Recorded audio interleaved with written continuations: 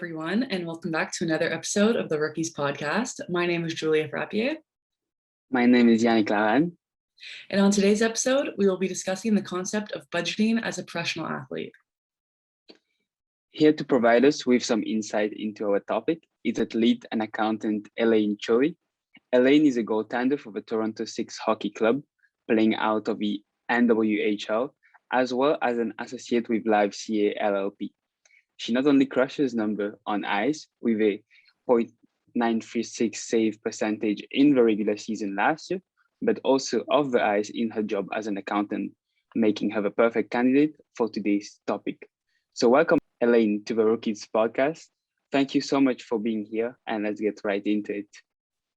Perfect. So just to get started here, Elaine, why don't you tell us a little more about yourself, about your background, and maybe even how you kind of got involved with the Toronto Six? Yeah, so I went to, I obviously play hockey. I went to school down in the States. I took accounting. And then after that, I wanted to keep playing. So I started playing professionally.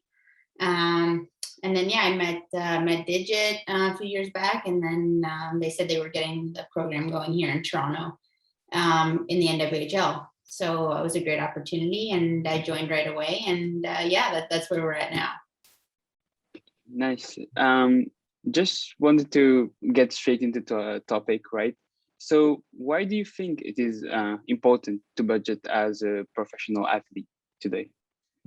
Yeah, well, this is something I actually get asked about this a lot, just probably with the nature of my career and stuff, even though it's not really related to accounting, but people always ask about budgeting, but it's just so important, no, even if you're not a professional athlete, but just to know kind of where all your money's going and to make sure that you know, you're setting aside things that you're going to need to pay for and basically not getting, you know, the goal of not ending up into debt, credit card debt, consumer debt, whatever you want to call it.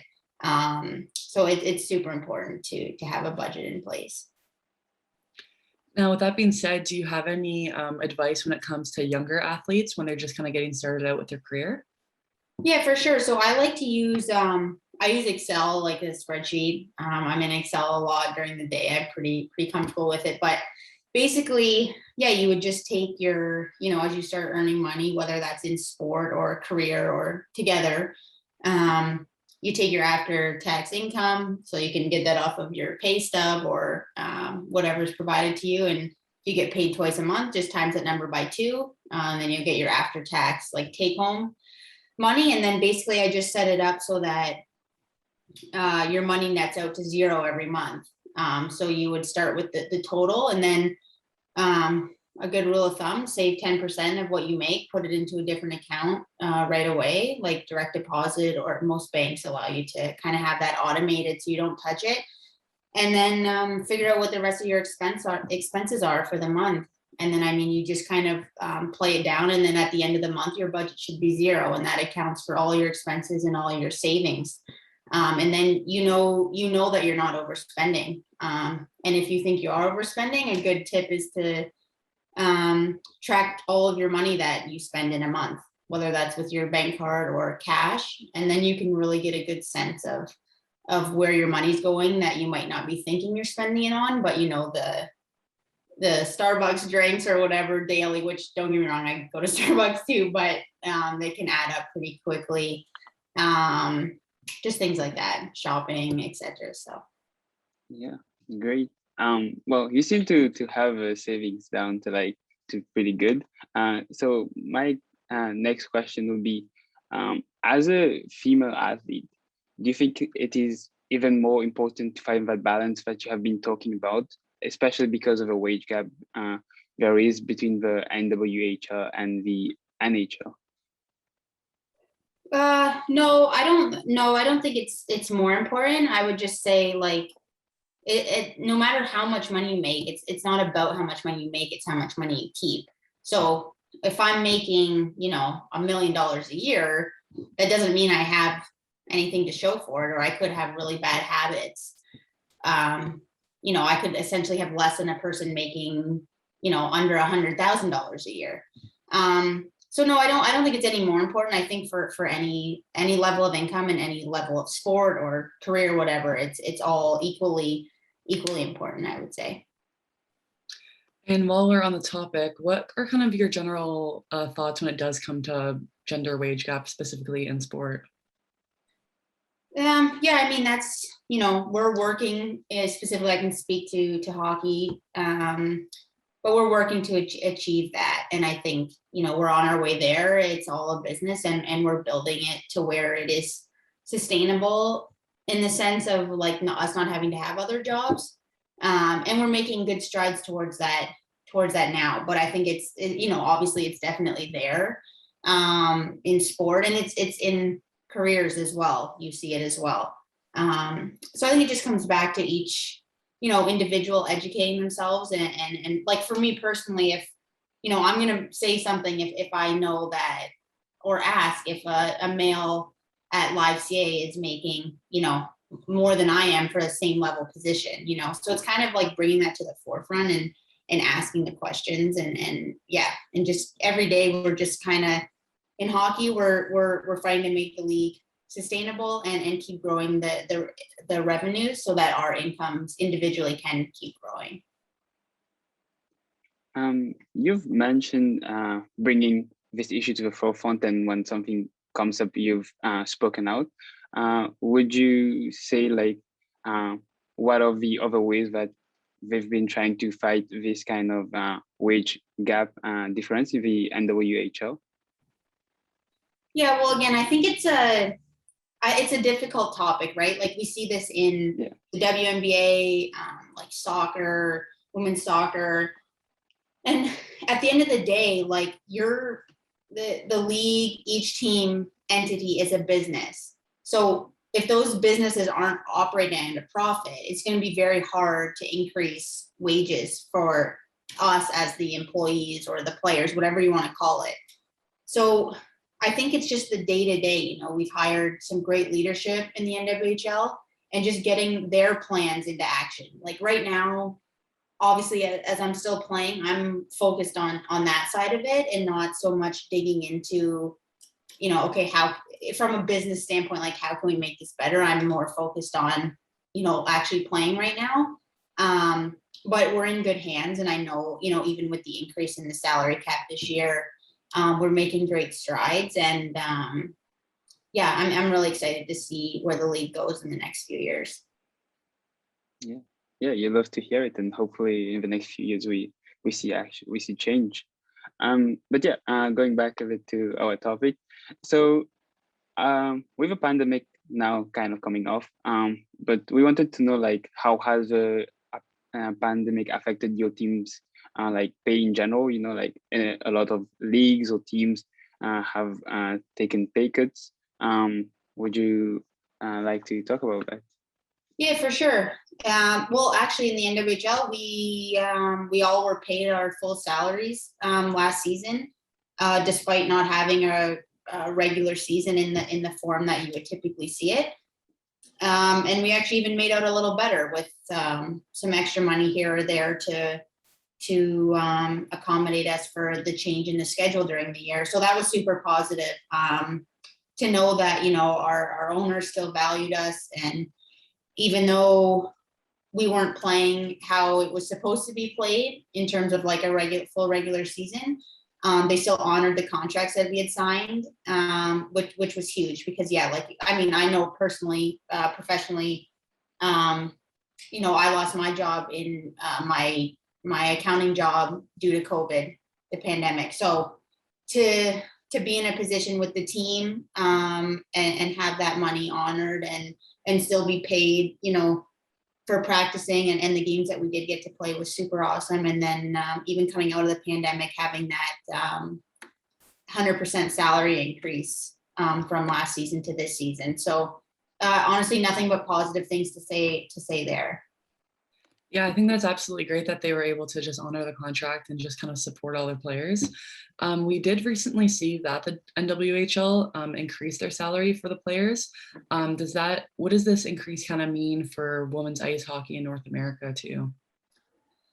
Yeah, well, I don't know of a league that pays higher. In fact, I don't know of any women's professional hockey league in the world that pays better than what the earning potentials are here. So I think it speaks great volume, and I think things are definitely going in the right direction.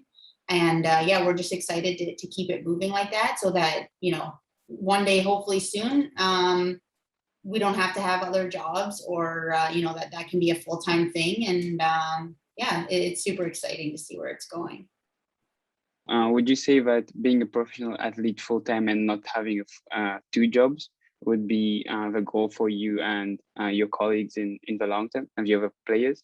Yeah, that's definitely the plan. That would really bridge that gap between, okay, we see that men at the top level of their sport get to do that. So I think that would be, that's the overall goal here. That being said, it does say a lot about the people, athletes involved in women's sports that are still working and, doing other things outside of hockey. I think you learn a lot from it, and it builds you as a person. So, I mean, I'm very grateful for that. But at the end of the day, like, yes, like hockey, that's my passion, and that I would say I could speak for a lot of the other athletes as well. And to be able to train and play and, recover and, nutrition and everything, if that was the main focus, of your day, like that would be super awesome. Yeah, that would be awesome, actually. And going back a bit to how you touch base on making sure the male and female athletes are paid equally and fairly, what do you think the league itself can do to ensure that? Yeah, well, it starts with, we need to drive our revenues, like whether that's ticket sales, sponsorships, and then, manage your expenses. It's also like budgeting, right? Like we need to, what's the money coming in and what's going out? What's excess spending that we can shed that isn't generating any more revenue? Where can we maybe spend more money that's going to give us a greater return? So all these things, come into play in the sense of, okay, how can we grow our top line so that we can get paid more? I mean, I don't know. I can't speak to the profitability of NHL teams versus NWHL teams. Like obviously they're driving a lot more revenue. So they can afford those higher salaries. I don't know exact numbers. I have heard that some teams do operate at a loss even at the National Hockey League level, which is crazy to think. So, but yeah, at the end of the day, like we need to be able to support those wages through the league, or else a business can only operate in a deficit for so long. So that's the biggest key for sure. Yeah, so you actually just mentioned a little bit about how the leagues have their own budgeting process. Would you be able to break that down for us, just kind of when it comes to players or staffing their equipment and just how the leagues do their budgeting, if you have any insight on that? I don't have any direct insight. Like I said, I don't know the ins and outs of, it's something I would like, once I'm done playing, I would definitely like to, could see myself getting involved with and helping with, just being from a business background myself. But in terms of, I mean, they do cover, our salaries, equipment if we need it, travel, hotel costs, food costs on the road. So, you're not paying for anything out of pocket, if that makes sense. I don't know how, I don't see the numbers per team per se, like right now. So I can't really provide much more insight than that. All right. Over the years, there have been like a lot of stories of athletes who've retired and gone bankrupt. Like your Dennis Rodman, Diego Maradona, or even Mike Tyson, which is like super popular, right? Why do you think that is? Do you think that is because of a lack of budgeting, or like crazy spending, or just something just completely different? Yeah, it's 100% lack of, budgeting, lack of foundation. Like I said, it doesn't matter how much money you make. Like myself could have a better financial situation than someone making 10 times more than me. If you don't have those principles in place and you're spending outside of your means, whether that's, whether that's you can afford X amount of dollars per month, or, 10 times that, it doesn't matter. It gets you the same result and ending up, with no money.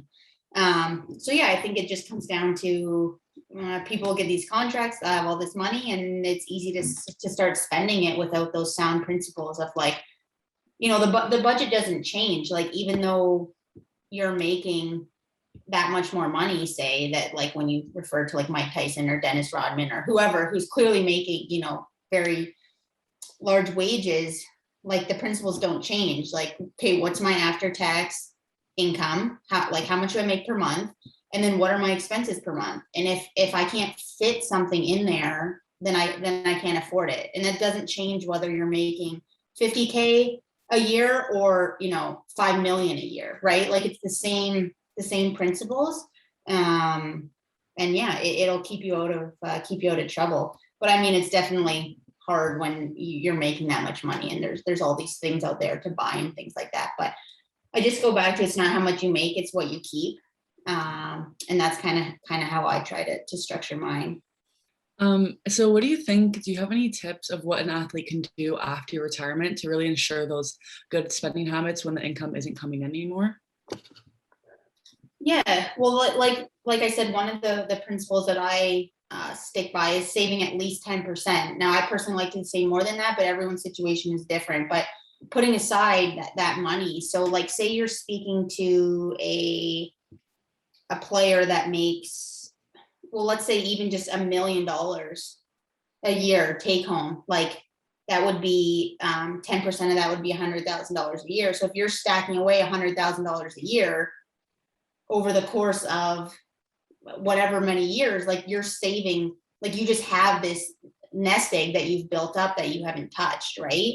So you could say put 10% here where I'm not going to touch it at all. And then you could save another 10% that's getting invested in something. So now you're growing this mass amount of money that you haven't even, it automatically comes out of your bank account. So I think that's a really good idea, because I mean, heck, if I signed an NHL deal, you could easily make it so you would never have to work again. If you just saved, 20%, 10% of those earnings over, say, a 5 to 10 year career, you might never have to work again if you're smart with it. So I think there's definitely, the budget doesn't have to be so strict that you can add in parts for like, spending, or say, you want to buy a new car or whatever, like that can all be fit in there. It's just making sure that you have a plan for it and not overspending. Yeah, and that goes with, I guess, anyone too, not even just athletes, right?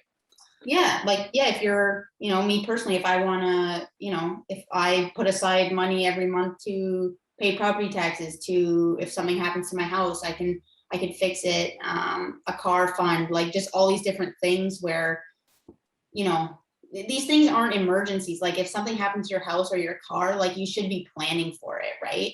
And then the other big thing that I recommend is an emergency fund for, depending on your situation, 3 to 6 months of expenses. And then if something emergency does happen, like COVID, and a lot of people lost their jobs, then you're prepared for it. Yeah. And do you personally, for you, do you know like what you want to do after you retire? Would you like to do accounting? I like accounting personally myself. I kind of like the numbers, but is that something you would like to do after you retire?